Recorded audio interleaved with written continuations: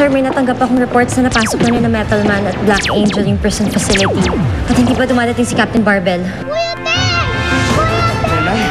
Sa susunod, ha?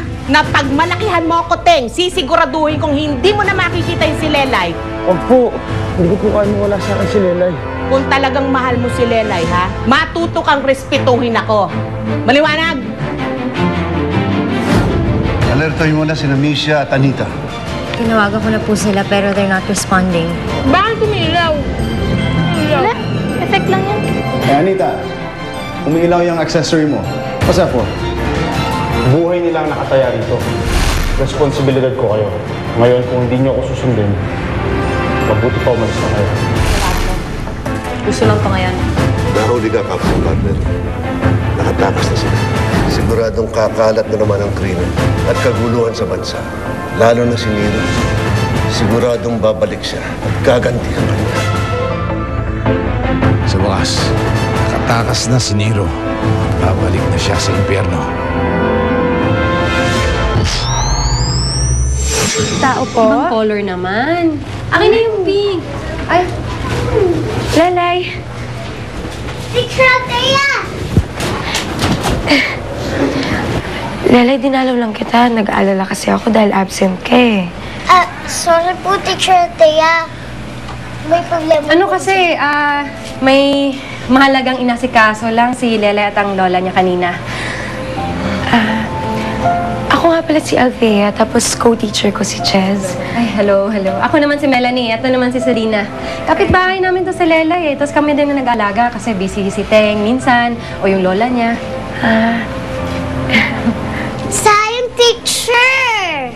Nasa work pa si Kuya eh. Sigurado, pag nakita ka nun, matutuwa yun. Matutuwa?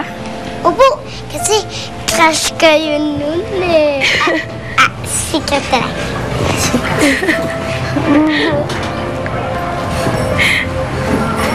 Lala talaga.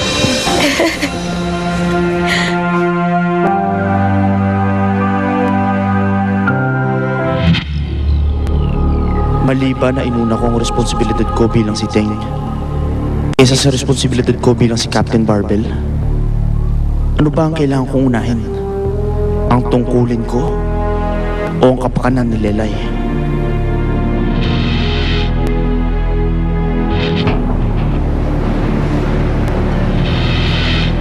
Labing-dalawang patay. 20 ang sugatan. Walang kriminal ang nahuli pero 10 pa rin ang nakatakas kasama ni Nero. Bakit ba nakatakas ang hayop niya? Napakalaki ng kasalanan niya sa akin. Siya ang pumatay eh.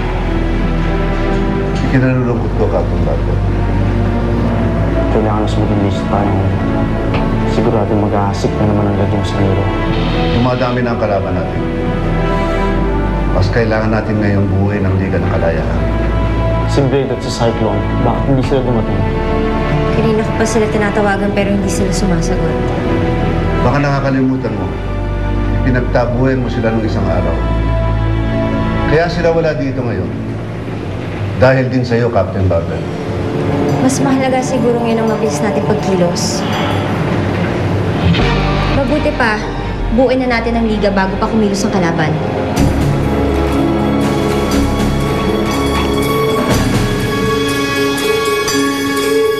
Sarap maging malaya. Ano una natin gagawin? Sino una natin gagantihan? Sino pa? Hindi si Captain Barbell at yung mga kakampi niya. Hindi pa natin sila kaya. Hindi niyo ba natatandaan kung ano nangyari nung huli natin silang nakaharap? Anong gagawin natin? Papalakas muna tayo.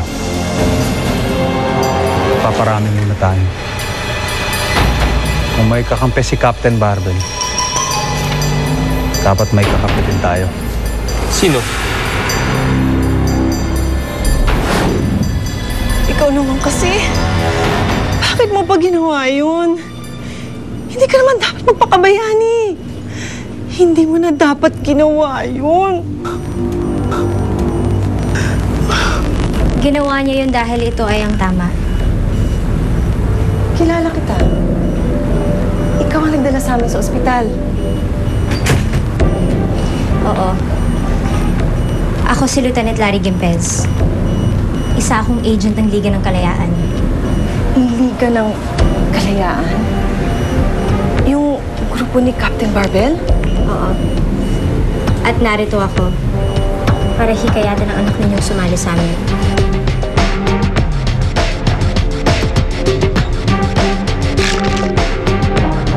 Uy, Isha, dito na ako. Sige, bye-bye. Ingat.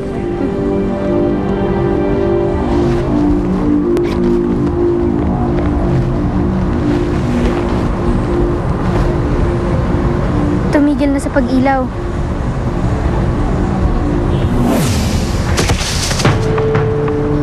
Bakit mo sinasagot ang tawag sa'yo ng Liga? Captain Barbel? Alam namin may kakaibang kapangyarihan ng anak ninyo. Pwede namin siyang sanayin, gabayan. Pwede niyang gamitin ang kapangyarihan niya para sa kabutihan. Hindi. Hindi sasali si Alden sa liga na yan. Nakita mo ba kung ano nangyari sa kanya? Hindi ko nahahayaang masaktan siyang muli. Pero Mrs. Ako ang ina. Nakapagdesisyon na ako. Hindi niya gagamitin ang kapangyarihan niya kahit kailan. Bakit pa sasagutin ang tawag niyo? Member pa ba ako ng liga? Kalakip ng kapangyarihan mo ang tungkulin mo. At ang bracelet na yan, simbolo ng responsibilidad mo sa Liga. Ito? Ayan, sa'yo na.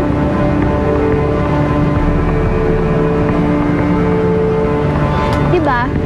Kasi sinabi mo na umalis na kami kasi nakakagulo lang kami sa'yo. Ang sinabi ko, susundin niyo ako dahil ayoko kayong masaktan. Sorry, Captain Barbel. Pero ayoko ipagpilitan ng sarili ko kung ayaw niyo naman sa akin. Kung hindi niyo ako kailangan, hindi ko rin kailangan ng liga.